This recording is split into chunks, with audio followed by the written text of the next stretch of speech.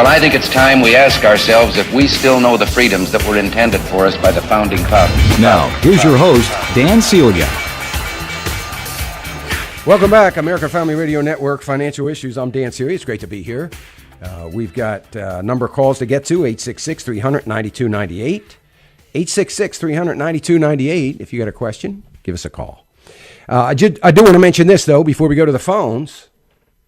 Wait a minute. I'm struggling here. Getting an echo here in my headset.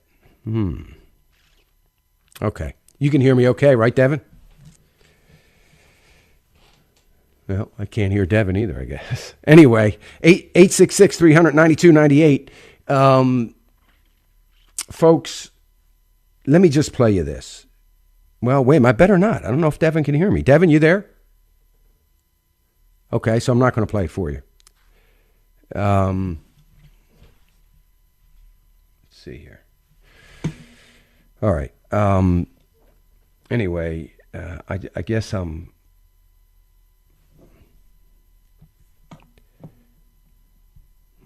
Devin, you with us? Sorry about this, folks. If I'm on the air, I don't even know if I'm on the air right now. If I am, I apologize. 866-300-9298. Here's Dan Celia with today's Stewardship Moment. We must first and always be in recognition of the great truths of God's ownership of all things. Anyway, He alone is the absolute proprietor of all things. Scripture consistently taught this great truth of ownership. Back in Genesis 14:22, it says this: Abraham said to the king of Sodom, I have raised my hand to the Lord God Most High, creator of heaven and earth. The King James Version says, possessor of heaven and earth. Are you in recognition of the great truth of God as owner of all things? You've just heard a Stewardship Moment with Dan Celia of Financial Issues Ministry, helping you plan, give, and invest wisely. For more information, log on to financialissues.org. That's financialissues.org. Here's Dan Celia with today's Stewardship Moment. There are 4 attitudes we can take as it pertains to God's will for our stewardship. We can say no to God, or we can say perhaps, or we can say someday, or we can say yes to God. Though the first 3 may cause us some conflict, we can rest assured that when we say yes to God, all conflict will cease. Your work will take on a dignity and an honor that you've never before realized as you become a partner with God in eternal enterprise. That should be the attitude of our stewardship. You've just heard a Stewardship Moment with Dan Celia of Financial Issues Ministry, helping you plan, give, and invest wisely. For more information, log on to financialissues.org. That's financialissues.org. 866-300-9298. I hear I'm on the air. I think I was on the air when I said I don't know if I'm on the air, but I just found that out. We had a little technical drop there. The beauty of live radio when you're on the road, folks. So I apologize for that. 866-300-9298. So listen to this clip. This is from your state rep, or from your representative, your member of Congress, if you live in the state of Oregon, and Earl Blumenauer. And this is what he is proposing. Go ahead, Devin. We haven't raised the gas tax in 20 years. And because we've just sort of run the gas tax trust fund down to where it's approaching zero, if we don't do something in the next 10 months, we're going to face an inability to fund any transit funding next year, and the federal highway funding will drop 92%. 33 cents a gallon. That's the proposal. Because we've run the gas tax fund down. What do you mean you've run it down? You've run it down with your out-of-control spending, and you're robbing every fund you can rob in order to pay for the irresponsible spending that is going on in Washington. because you haven't run it down fixing roads and bridges. You've run it down robbing the fun. And do you really believe, if you think you've got tax problems, revenue problems now? So here's the deal, folks, and you've heard me say this. 1 penny on a gallon of gas, 1 penny, takes $10 million a day out of the economy. 1 penny. So we're talking about 33 pennies now. 1 penny. In other words, that is $10 million less across the country that people have in their pockets to spend on something else. To buy a sandwich at a convenience store, to buy a shirt at the end of the week, whatever it is. Now remember, our economy is dependent on that spending.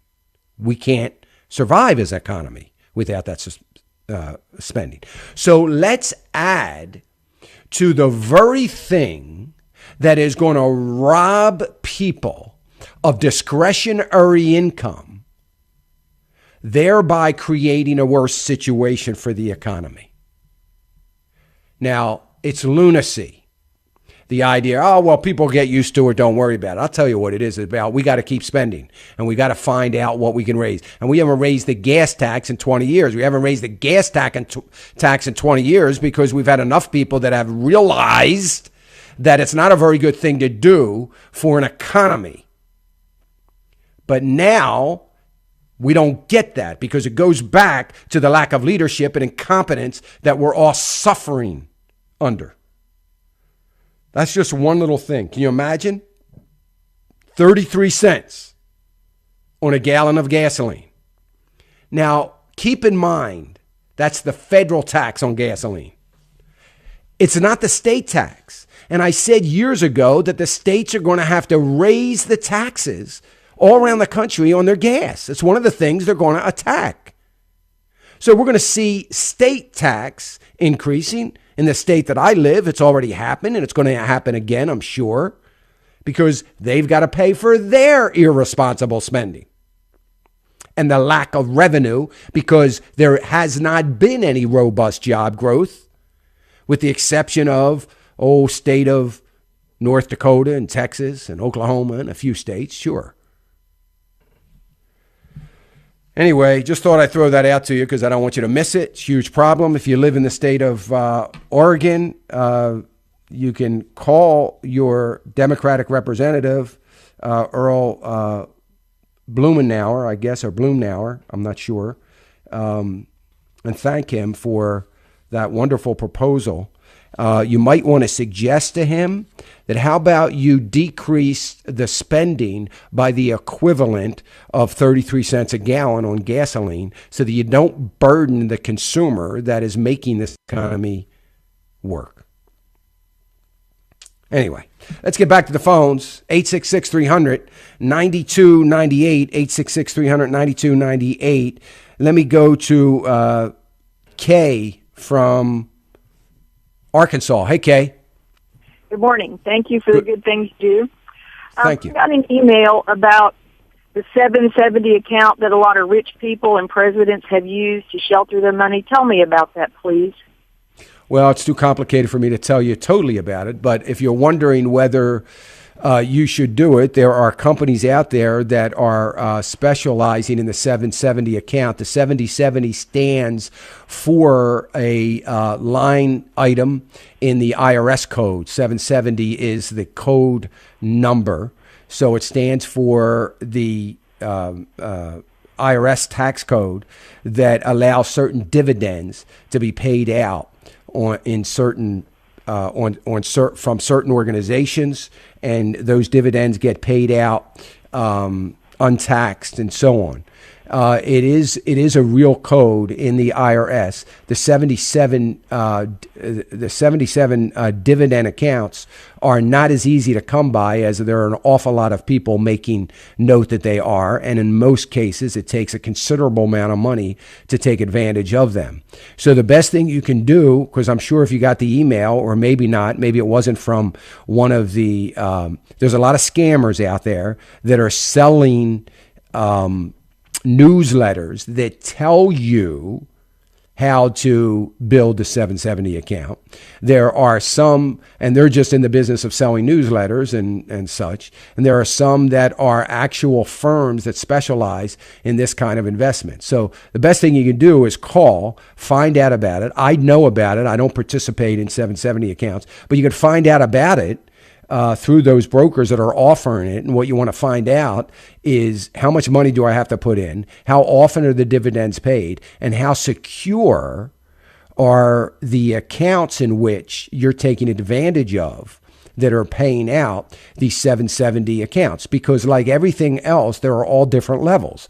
There are what you might consider, and they don't call them this, or they're not classifying them as this, but it would be equivalent to if you add money into a junk bond, you can get a very high return because it's a junk bond. Nobody wants it. So they have to pay a very high return in order to attract investors. And then there are other bonds that are AA bonds, that are highly rated bonds, that they have no trouble selling because everybody likes the security of that. So they don't have to pay a very high return on those bonds because they've got plenty of buyers. So if you can imagine that, it's very similar in this.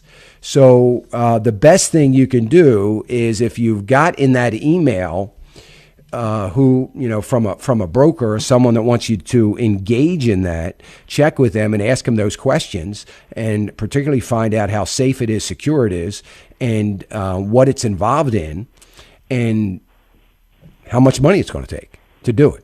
So the 770 is an IRS code. I would imagine, I don't know this, but I'm sure you can Google IRS code 770 or a 77 account and, get more detailed information as to, why the IRS allows this section of the IRS code, which has another number on it. I think it's 7702. I think there's another 7 in front of the number, or 70, or it's 7702 or 3 or something like that. But anyway, you can find out what that is by Googling and get more detail. It's not something that I would do. I would recommend if you're looking to get income through high dividends, I would rather see a preferred stock, something similar, a little bit more safer. So okay. It's a complicated question. Go ahead. Retire in a couple of years, and I have a 403B account, and I have a pension and Social Security if it's still around. And when I retire, where do I put my money so it'll be safe? I don't want it to just disappear because I have like $300,000 saved. Yeah. Well, it depends on what you're going to do with the savings. Are you saving it, or you want to put it somewhere so that you're never going to touch it and it's just going to grow for your heirs? Or is it something that you've got to put somewhere so that you can create some sort of draw from it so that you can supplement your income? Yeah, I want to be able to draw because we want to be able to travel and do things. Right. So if you're putting it somewhere where you're going to supplement your income from it, you've got to be careful of where you put it. It's a very different scenario because if you put it in anything that is aggressive, like all in stocks, the unfortunate part about that kind of account, doing it all in stocks, is that if the market goes down, and when it goes down, I should say it will, and that account goes down, you're going to have a double whammy on the account because it's going to go down and you're going to be withdrawing at the same time, and it's not likely, you're not going to recover from the downturn. So you can't get too risky. So you put about 50% of it in some risk. The rest you've got to put in cash. At least for now. That may change come February, March. Financial Issues. We'll be right back.